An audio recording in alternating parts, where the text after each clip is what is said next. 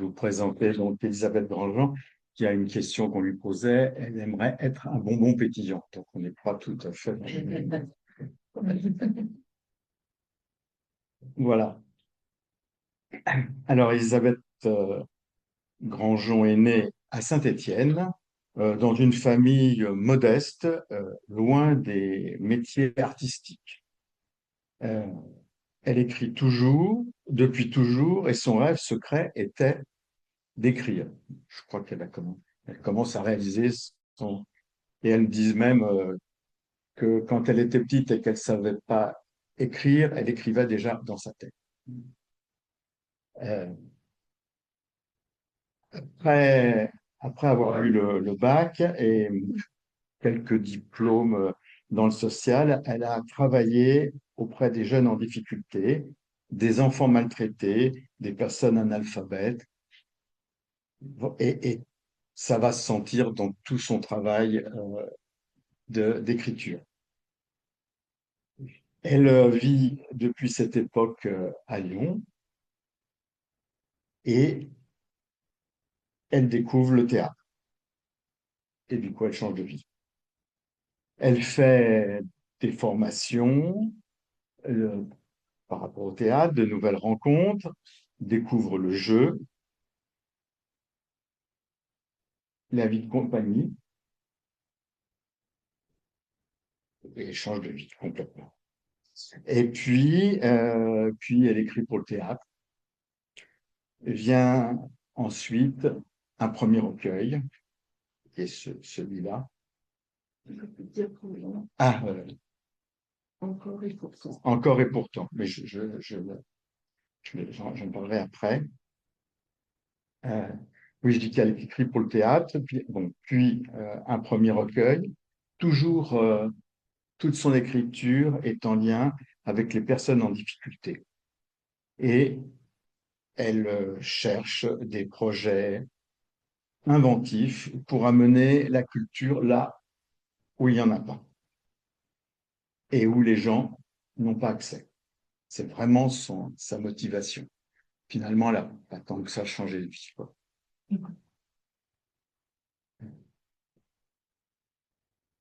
Alors que je me relise, je devrais écrire plus gros, hein. Voilà. Elle écrit donc pour le théâtre des textes drôles et engagés qu'elle joue et fait jouer avec la compagnie Carnage depuis 2003, qui se trouve à Rive de Gier. Ces textes de théâtre ne sont pas édités, c'est son choix. Elle pense que les non-spectateurs ne seraient pas intéressés par, par ces textes. Elle a la chance d'être beaucoup jouée, ce qui lui permet d'en vivre. Elle écrit aussi des nouvelles plutôt fantastiques qui sont publiées dans des revues. Voilà.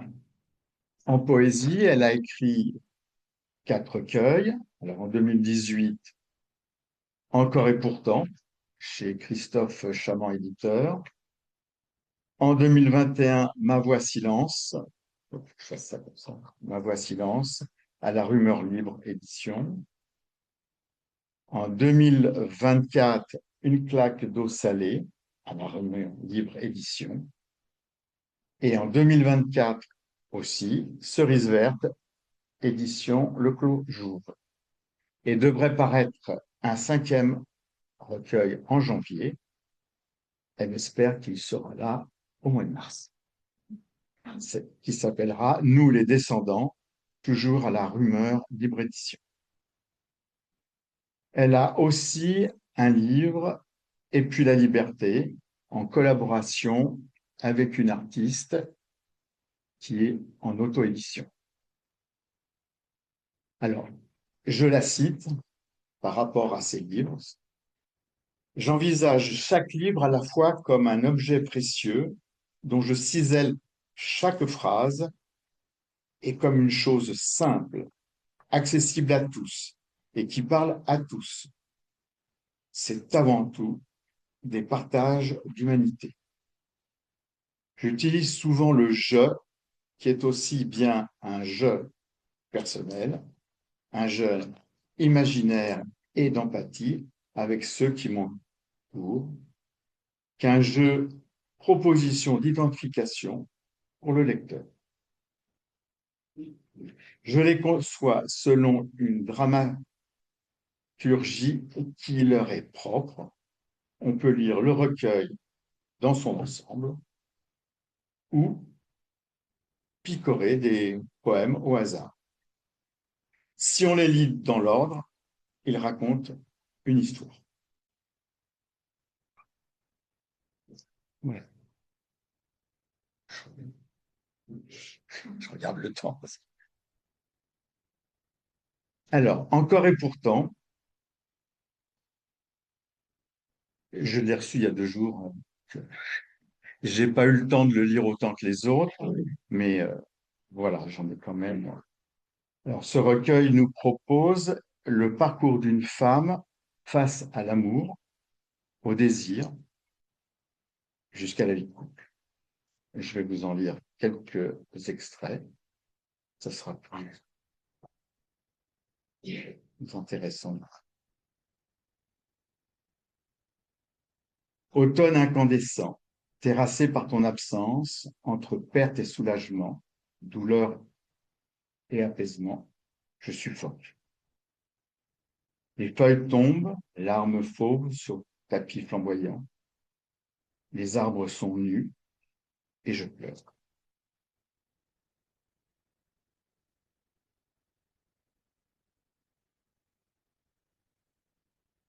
Entrevu le tatouage bleuté, l'œil noisette à la profondeur d'été, la peau crissant sous mes yeux excités, le grain de voix au velours chamarré, une griffure, un grain de beauté, l'amant possible, évité, espéré. Le regardant avec avidité, je l'ai bu et croqué dans son entier. Toute une nuit de rêves débridés. Au matin, je me suis trouvé épuisé, me promettant de bientôt l'oublier. Oublier le tatouage beauté, la peau, la voix et le grain de beauté, laisser la place à la réalité. Le regardant avec avidité, je l'ai bu et croqué dans son entier. Le lendemain, j'ai tout recommencé. Je l'ai même suivi, traqué, pilé. Le sens du ridicule m'a sauvé. J'ai finalement tout abandonné. Oublié le tatouage bleuté, la peau, la voix et le grain de beauté. Le regardant avec avidité, je l'ai bu et croqué, rien qu'à moitié.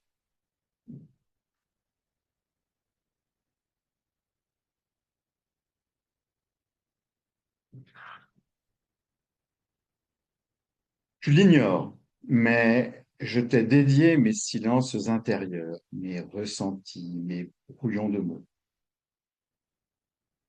Tu l'ignores, mais je te chuchote des mots d'amour en dedans de moi, te parle à voix intime. Tu l'ignores, mais je nous réunis et t'invente chaque nuit.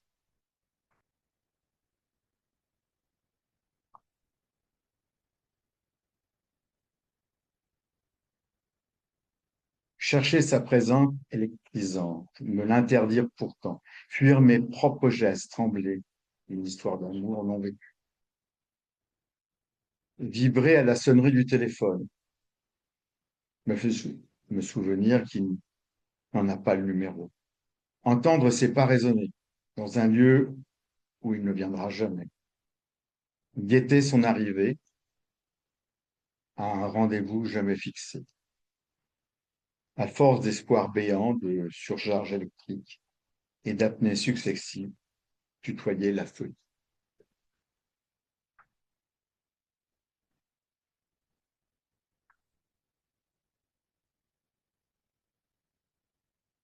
De lui, je sais le remous dans ma tête, le feu de ma respiration, la vive morsure dans mon bas-ventre.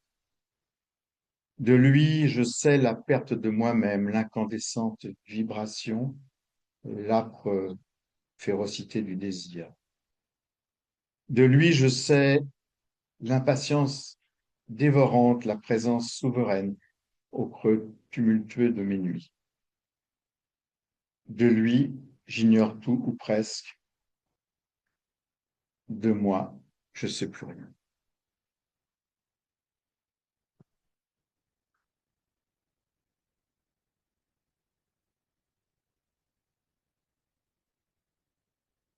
La vie à deux, un grand trou dans mon équilibre. Partager le lit, les amis, les loisirs, inviter des mots, nous, la maison, rencontrer les beaux pères, frères, recevoir les belles mères, sœurs, négocier, chercher le tempo, éprouver l'amour au jour le jour. Voilà. Alors, je sais pas, peut-être que ça résonne dans chacun de vous, mesdames. Parce que je sais pas, moi, bon, c'est vrai que je suis un petit peu éloigné même si j'ai été amoureux et je suis amoureux. Euh, je, je, j'ai pas ce discours intérieur avec moi-même. Et je me souviens pas l'avoir eu de cette manière-là. Voilà. Donc, c'est une façon, je sais. C'est pas forcément féminin. Ah non, non, non, non. Moi, c'est pas. C'est ça. Féminin. Comment tu dis?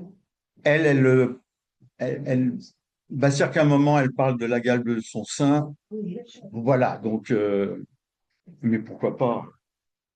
Non, c'est pas forcément. Non, non, c'est évidemment que c'est pas forcément féminin, mais je crois que c'est bien ce qu'elle disait dans l'ensemble de ses livres.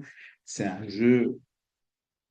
Son jeu, il est collectif. Hein, il est pour tout le monde. Hein. oui, ça se passe bien comme ça, on confirme. Bon. On peut gagner comme ça, un rush. Voilà, je me disais que euh, son deuxième livre, Ma voix silence, a été écrit pour le spectacle multilingue Le Café des Langues, proposé par la Compagnie des Arpenteurs, une compagnie de théâtre où Elisabeth intervient depuis 2006. Voilà, donc c'est, je sais pas si c'est complètement une commande, mais voilà, enfin, d'après ce que j'ai lu, on lui a demandé ces textes et qui ont été pour le Café des Lingues, et c'est basé d'abord sur son expérience personnelle, et c'est aussi une réflexion sur le vécu des personnes qui se trouvent dans un monde étranger, qui arrivent bien sûr chez nous, mais quand on va à l'étranger, quand on vit à l'étranger, dans une langue qui n'est pas la nôtre, voilà, tout au long de ce livre, euh, elle fait à la fois partager et réfléchir sur ces problèmes peut-être que nous avons vécus lorsqu'on se trouve dans un endroit où nous ne possédons pas la langue.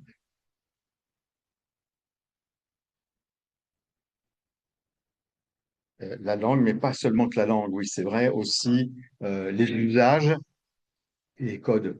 Parce que des fois, même si on peut parler un peu la langue, il y a des choses qui nous surprennent complètement.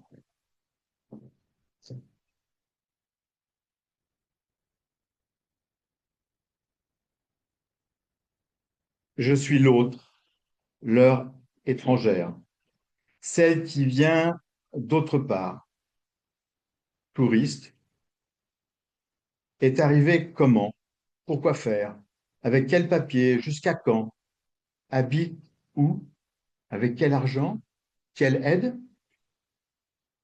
Je suis l'autre, l'heure étrangère, celle qui, devenue sujet de commentaires, ne s'appartient plus. L'autre, seulement l'autre, étrange, étrangère.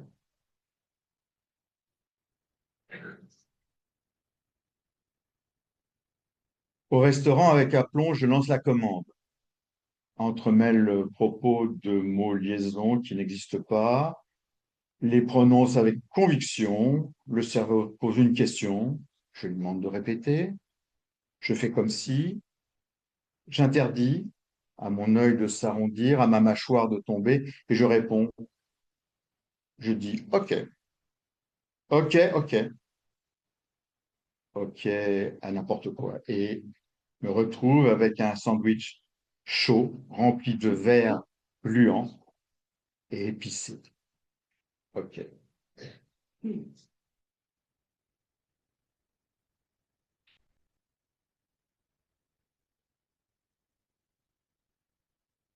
Comme une infirme au pied de mousse prend appui sur celui qui sait, qui a les mots, qui comprend, qui traduit, qui assiste. Lierre envahissant, vivre à ses crochets, à sève dépendante, se cramponner à ses lumières, ramper, se lisser. Attention à ne pas trop l'épuiser.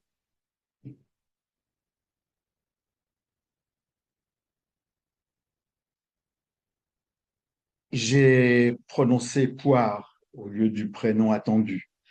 Éclat de rire en cascade. J'aime. Quelqu'un vient à mon secours, essaie de me parler en français. Me demande si je souhaite manger des champions. Je réponds, je ne voudrais pas blesser personne.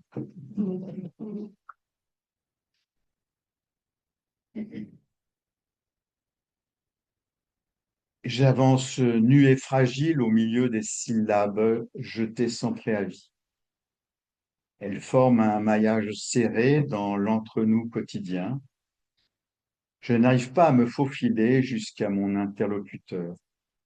Un flou terne et visqueux tient toute la place. Après plusieurs tentatives, je progresse au sein de l'espace qui nous relie. J'arrive à saisir le fil de la conversation. Je m'accroche à ce brin. C'est une jolie manière douce et duveteuse. Au lieu de se dévider, le fil s'embobine.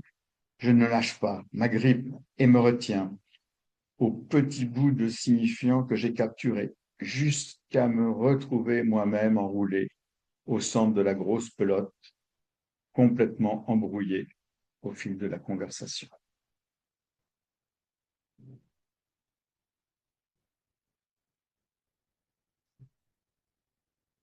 Et puis l'ombre portée par la fatigue, plus personne ne fait attention. Les gens se détournent. La curiosité est passée et puis l'oubli du côté exotique de ma présence. Et puis la culpabilité, je n'ai pas su m'adapter, rester intéressant. Alors, le repli.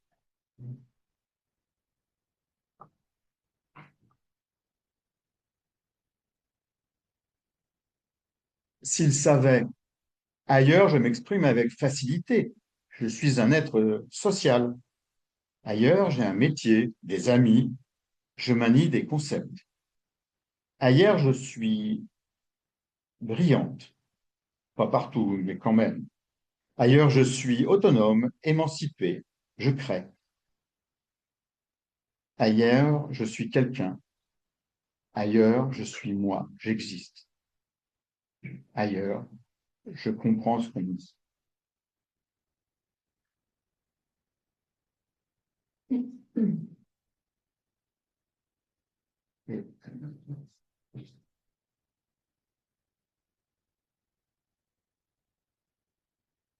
Dès lors que mes hôtes, je ne possède pas le langage, je parle aux plantes, au temps et aux chats errants.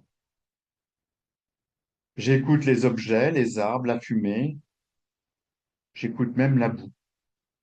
Il est 15 heures, la journée ne finira jamais. À force de silence et de dépouillement verbal, ai-je encore forme humaine.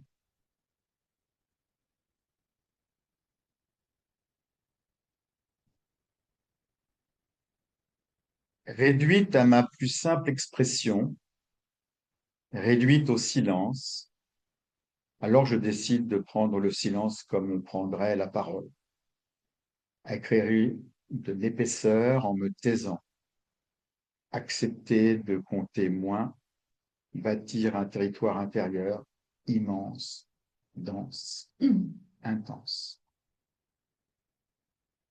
Voilà. Je trouve que ça remet bien en place des fois nos façons de percevoir l'autre. Euh, Quand on a vécu un petit peu ça à l'étranger, il faudrait qu'on s'en souvienne un peu souvent et de ne pas laisser les autres. Ils sont ailleurs, ils sont quelqu'un aussi. Le troisième recueil, une claque d'eau salée, que d'ailleurs qu'elle nous avait lu. Euh, Elle avait lu aussi un petit peu quand elle était venue pour les poètes n'hibernent pas au mois de janvier dernier, Ma voix silence, mais elle avait surtout lu Une claque d'eau salée. Alors, c'est l'histoire de la traversée de l'Atlantique à la voile.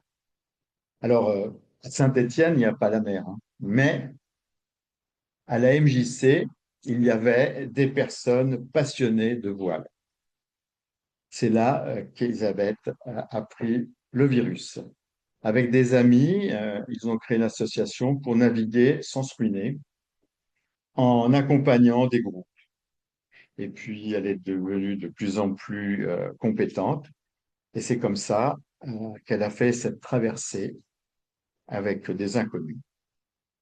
Alors, une claque d'eau salée raconte le rapport aux éléments naturels, à l'immensité, au voyage, au dépassement.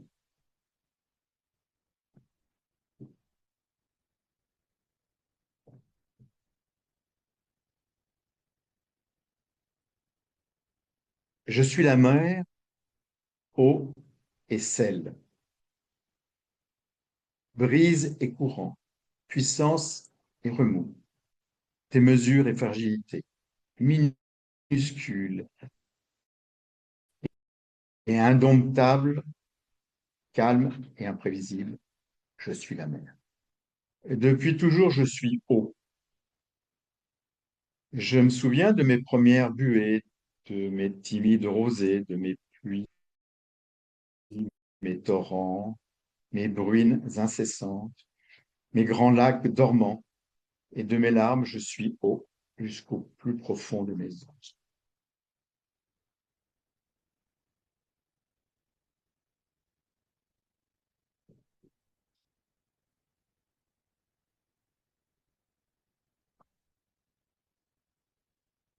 Baignés par la dignité vagabonde des astres et le saisissement du ciel, nous glissons dans les hauts fonds. Un enthousiasme adolescent attise les passions, défroisse nos habitudes. Avec la franchise d'une temporalité inédite, le voyage prend chair. Je m'arrache à la matière, coule en apesanteur vers le moment turquoise. Sur cet espace si petit, je respire grand, propriétaire de rien, pas même de l'air dans mes poumons.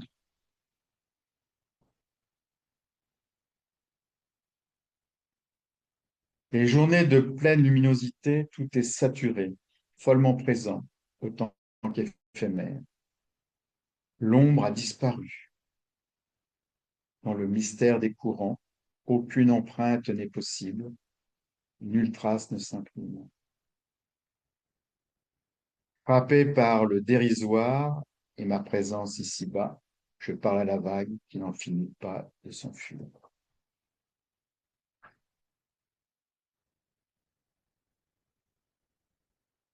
Le bateau un peu ivre ce matin tangue sous le soleil, qui se voile la face, pétole depuis des heures.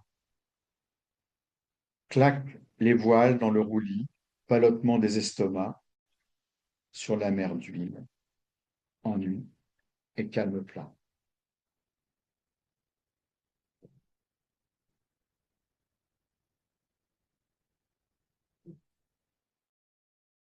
Quart de veille. Combien d'heures ou de minutes? Sans bouger, le regard au lointain, mouvant et aiguisé. C'est le temps informe où la nuit cherche à se poser. Les cabines sont endormies, l'odeur du café stationne au milieu du roux. Tout est si vivant. L'eau jamais ne se repose. Après la dernière vague, il y a toujours une autre vague. Je me fonds dans l'insaisissable.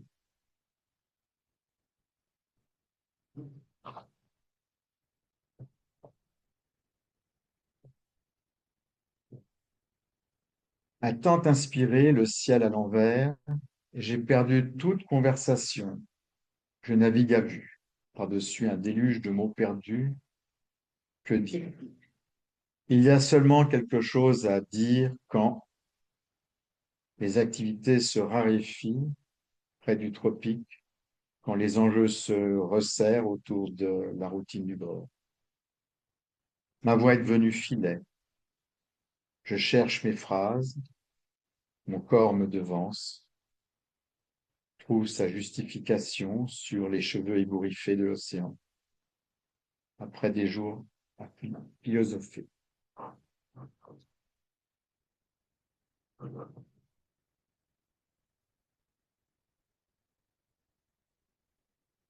À force de contemplation, j'ai usé tous les bleus. Les éléments naturels me laissent désormais loin de leur énigme. J'aspire au confort, me brosser les dents à l'eau douce, me doucher, sans frotter le sol sur ma peau, sans frotter le sel sur ma peau. Oublier les moisissures, la peur des cafards, la pompe à pied. Dormir dans un lit sec, immobile. Oublier la gîte. Cuisiner, immobile, sans risquer de s'ébouillanter. Aller au restaurant, pourquoi pas au concert, au cinéma, mettre une robe, des talons et laisser monter les souvenirs de la croisière à la voile.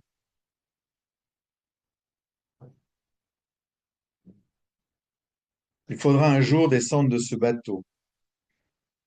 Je ne serai pas capornière, je ne connaîtrai pas les 40e rugissants, ni les 50e hurlants, mais je garderai vive et flamboyante la mémoire de ce périple. La solitude dans la collectivité, le froid humide, l'épuisement, le rien et le plein, le corps à corps avec le qui-vive, la confiance et la vigilance, l'abandon joyeux, les coups de soleil et les coups de vent, le toujours et le maintenant. Bouleversé d'avoir à chaque instant, sur une armure et sur l'autre, vibrer au sein de la matière, m'être battu sans m'opposer. Avoir connu les repas lyophilisés, les festins de rien, les cabines partagées, les toilettes rustiques, parce qu'il faut bien. Avoir côtoyé l'essentiel, affronté les éléments, ressenti la peur, la baston, la longe de sécurité. Avoir vécu tout ça, avoir réussi, en être revenu, changé à jamais. J'ai traversé l'Atlantique à la voile, en équipage. Je suis haut pour toujours.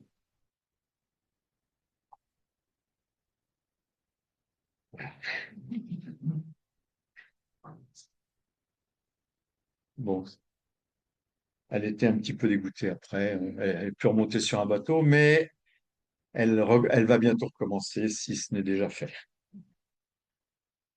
Le dernier livre que... Oula, c'est bien, j'ai dépassé. Cerises vertes. Alors, les cerises vertes, c'est un fruit très populaire dans le Levant, hein, dans toute cette partie-là du monde. Alors, ce, ce recueil a été écrit lors d'un voyage en Palestine, et plus précisément en Israël, où elle va régulièrement depuis plus de 20 ans. Le père des enfants d'Élisabeth est israélien d'origine palestinienne et sa belle famille vit à Nazareth. Là encore, dans ce livre, on va retrouver son humanité, l'amour d'une mère, de la famille, la difficulté de vivre pour les minorités, la beauté de la nature, les idées préconçues des uns et des autres. Voilà. Alors, il a été écrit sur place et il est partagé de 1 à 67. Voilà. Alors, je n'ai pas la signification pourquoi de 1 à 67. Voilà. Mais je vais lire quelques passages. Autour de moi, on s'exclame, hein. Autour de moi, on se parle. Quelle chance tu as! Une terre mythique, territoire gorgé d'histoire. La guerre, oui, bien sûr. Les problèmes de religion, oui, aussi.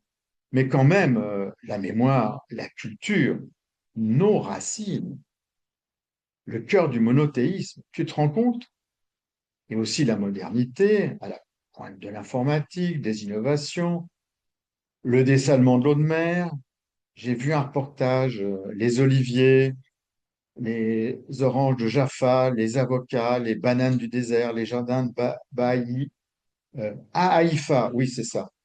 La plongée, la culture, les musées, la vie cosmopolite, les fêtes, la Gay Pride de Tel Aviv, et les cactus, et la mer Rouge, la mer Noire, non, pas la Noire. Ah, je croyais, la mer Morte alors, oui, la boue, le soleil, les chameaux, les poissons exotiques, la chaleur en avril, les paysages incroyables. Et chaque année en plus, depuis plus de 20 ans, avoue que tu as de la chance. C'est vrai, les Kalachnikovs, les pierres, les guerres, la colonisation. Mais quand même, la philosophie, le collectif, les kibbutz, et quand même les mosquées, la Grande Là en or, à Jérusalem, l'esplanade, mais quand même des siècles de civilisation. Et les gens, beau, non? Tous ces mélanges, il paraît que énormément de mannequins. Et ton homme, il est de là-bas, évidemment. La chance. Nazareth, tu dis? Waouh! C'est quoi l'artisanat local? Il y en a forcément. Je sais pas, des poteries, des céramiques, des tissages, comme dans tous les villages touristiques. Ah, c'est une ville de 100 000 habitants. Ben oui, forcément, en 2000 ans, ça s'est développé. Tu me rapporteras un truc, une vierge en bois d'olivier, tu dis? Non, merci, tu te moques de moi là? C'est un tourisme particulier. Bien sûr, les pèlerinages, j'aurais dû y penser. Alors la nourriture, les mezzés, t'as vu, je connais. J'aime bien le resto libanais. L'huile d'olive, les pâtisseries orientales, le couscous. Non, pas le couscous? Ah bon? Israël sans Asie? D'accord. Mais du taboulé, des boulettes, des falafels, ça oui. Et ton mec, il fait des miracles, genre transformer l'eau en vin? Non, je rigole. Sinon, avec tout ce soleil, il doit y avoir du bon vin aussi. Le vin, ils en boivent quand même. Oh, j'adorerais tellement, mais alors tellement, tellement être à ta place.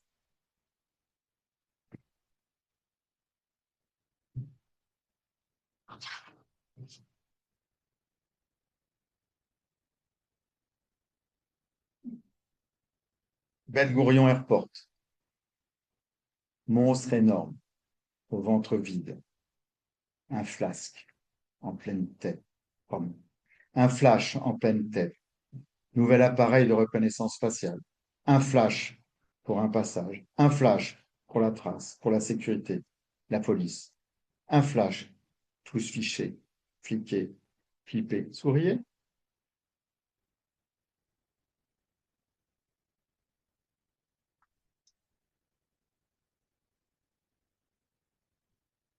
Expulsion brutale depuis le ventre de l'aéroport, propulsé dans une touffeur moite et bruyante. Derrière la baie vitrée où il y a depuis des mois, des guirlandes entourent le tronc de palmier rabougri. Trace de Noël au cœur du printemps oriental. 4 heures du matin, au bout des formalités, enfin un sourire éclatant, retrouvailles chaleureuses. Chaque année, il est au rendez-vous, adorable et chauffeur privé, bien habillé, parfumé, élégant. Et nous, partis depuis longtemps, plus très frais. Une sirène, barrage routier, panique, un checkpoint. Les souvenirs remontent, mauvaise expérience, attente interminable, fouilles, questions, humiliation, démontage de la voiture. Je ferme les yeux comme si ça pouvait éloigner la réalité. C'est un accident. Honte de l'avouer, mais je préfère.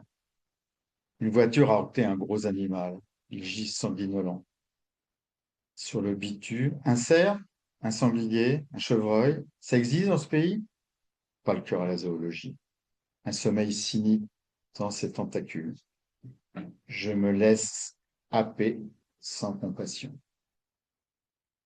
À peine le temps d'une somnolence, une lumière dans les yeux, ouverture, réflexe. Pas de doute cette fois-ci. C'est bien un contrôle de papier. Pas méchant, mais tout de même. Question, justification, fouille rapide, odieuse habitude de la suspicion faciès. Rouler à bord d'une belle voiture n'a pas soufflé, à lui, à éviter. Nouveauté, sur les panneaux indicateurs, la langue russe s'installe. 4 alphabets pour un pays. Hébreu, arabe, cyrillique, sans oublier le latin. Se comprendre, tout un programme. On choisit encore un, là, peut-être. C'est un peu le temps. Ah, ah oui, oui.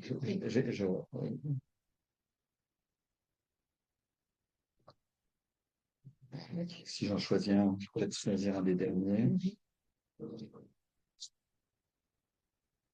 Euh, oui, bon, écoutez, on va peut-être rester là-dessus. C'est peut-être un peu dur, mais parce que je voulais dire euh, que en mars, il y aura son cinquième.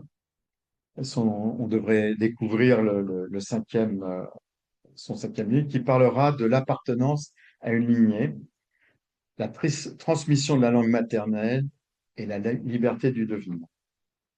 Et puis, elle a plein de projets, Elisabeth. Au théâtre, bah, continuer à jouer et écrire pour amener la culture bah, là où ça manque. Elle veut aussi développer des performances avec une plasticienne et puis continuer d'improviser de la poésie dans des lieux improbables. Voilà. Et continuer bah, de se livrer en faisant des lectures en public et de postuler à une résidence